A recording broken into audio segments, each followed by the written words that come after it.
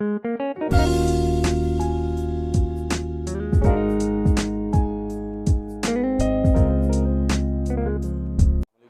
नाम सर यासीन है। मैं यूएमसी उम्मीद मल्टीमीडिया चैनल में आपको खुशामदीद कहता हूँ। हमारा केमिस्ट्री का नेक्स्ट टॉपिक है significance of chemical formula. For example water जो है इसका फार्मूला है H2O, salt table salt sodium chloride का फार्मूला है NaCl, सल्फ्यूरिक एसिड का फार्मूला है H2SO4। ये जो फार्मूला है H2O, H2SO4, NaCl, इस फार्मूले का हमें क्या फ़ायदा होता है, इसकी अहमियत सिग्निफिकेंस क्या है। पहला इसका फ़ायदा ये है, it represent name of substance.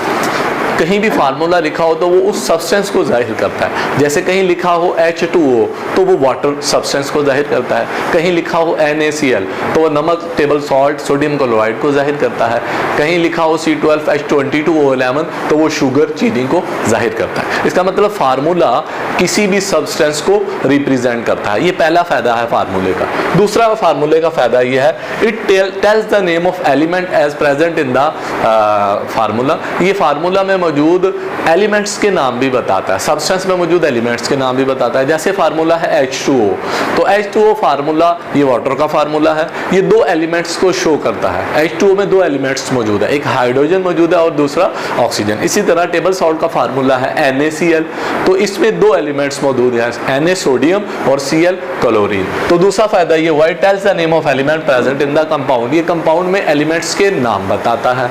तीसरा फायदा, it indicates the mass of compound in AMU and ग्राम।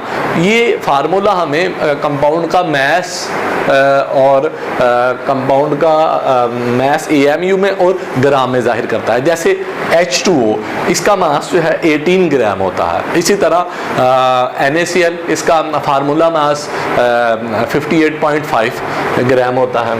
चौथा फायदा, इट इज़ वन मालिक्यूल और formula unit of compound. Formula या तो मालिक्यूल को जाहिर करता है या फार्मूला यूनिट को रिप्रेजेंट करता है।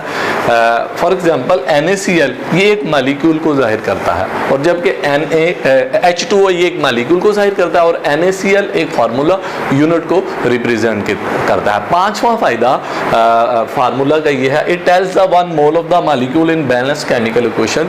फार्मूला हमें बैलेंस इक्वेशन के अंदर एक मोल को रिप्रेजेंट करता है। जैसे कहीं लिखा हो H2O तो वो H2O if ion is the combination of two or more atoms. अगर किसी आयन में दो या दो से ज़्यादा एटम हो, जैसे SO4 2- आयन है और PO4 3- आयन है, इसमें दो से ज़्यादा एटम है, तो ऐसे आयन्स जो दो या दो से ज़्यादा एटम्स पर मुश्तमिल हो रेडिकल कहलाते हैं। बियरिंग चार्ज, इसके ऊपर नेट चार्ज मौजूद होता है 2- और 3-। The chemical formula of compound is written within parenthesis. ऐसे कंपाउंड का जब फार्मूला बनाया जाता है तो उस फार्मूले को पैरेंथेसिस में लिखते हैं। पैरेंथेसिस कहते हैं स्मॉल ब्रैकेट को। ये जो छोटी ब्रैकेट लिखी जाती है ये पैरेंथेसिस कहलाती है। फॉर एग्जांपल हमारे पास दो आयन है, एल्यूमिनियम की वैलेंसी है 3+ और सल्फेट SO4 की वैलेंसी है 2-।